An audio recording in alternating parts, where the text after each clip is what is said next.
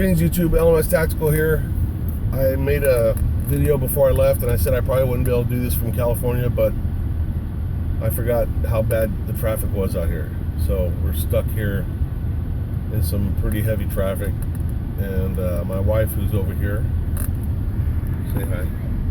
We were just talking earlier, actually today we were talking about man, I really miss Charlie. Oh, wait, what were we talking about? Yeah, we were talking about, I wonder if he misses me. No, that's not it.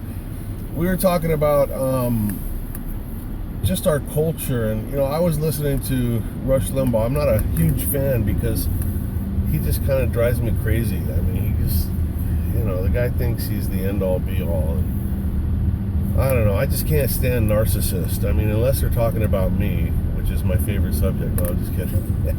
No, talking about, Rush Limbaugh was talking about, it got me depressed. I mean, he was quoting some news studies and what they proved that, for example, the fastest growing language in America is Arabic. No surprise there.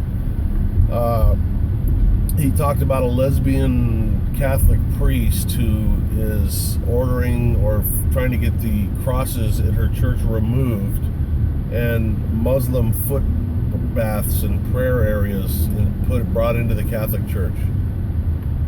You can't make that up, man. I mean, that is just insanity. I mean, the fact that she's a lesbian, I don't even know how that enters into it, but she's a fucking insano. I mean, how do you promote your own religion when you want to dilute it with what somebody else pretends is a religion? I mean, come on, we all know that Islam's it's a political wing that masquerades as a religion. I mean, come on, that's just obvious. So my wife and I were talking about how we are literally just erasing our own culture. We're just, my wife's from Vietnam, and back when, she talked about how like all the immigrants, when they came here in the olden days anyways, they wanted to come and be part of America. They wanted to be part of the American dream. They were proud to become citizens, and they wanted to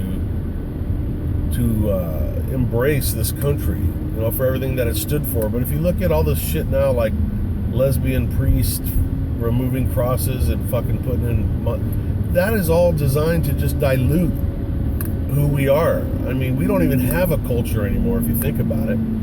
Everybody that comes into this country, it's like they want now instead of embracing America's culture and ways, they want America to embrace their culture and ways. So Americans, being completely fucked up and liberal for the most part, think that they want to feel good about themselves. And yeah, I think it's really good that we bend over backwards for some other religion, which makes no fucking sense to me at all. What else? We saw in the news this morning, two different kids, two different schools got sent home because they wore shirts supporting the military. One was literally just the Air Force emblem, and the other one was, whatever, something about I support America's war fighters. The schools refuse to allow that. What are we doing? I mean, how many times do we see these quotes that the Constitution was written to protect us from people like Obama and Holder? But really, I mean, is it just me? And again, I mean, I'm not advocating violence, so don't twist my words, you liberal pricks. But I am wondering where the fuck America's heroes are. Where are they? If you're my age or a little bit younger, didn't we all grow up thinking that we had like this great country full of great people that loved America and wouldn't allow it to be torn apart by the Russians? Yet we got this fucking psychotic Muslim in the White House. My battery's dying. So yeah, we all prepared, to protect our country from the Russians, but yet we just sit here and we take this shit. We take it.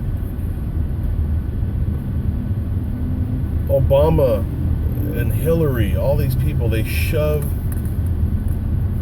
this shit that none of us want down our throats, and they tell us that we want it. I can't take much more, man. What about you guys? I mean, what's the answer, Mike? I don't know. I really don't know.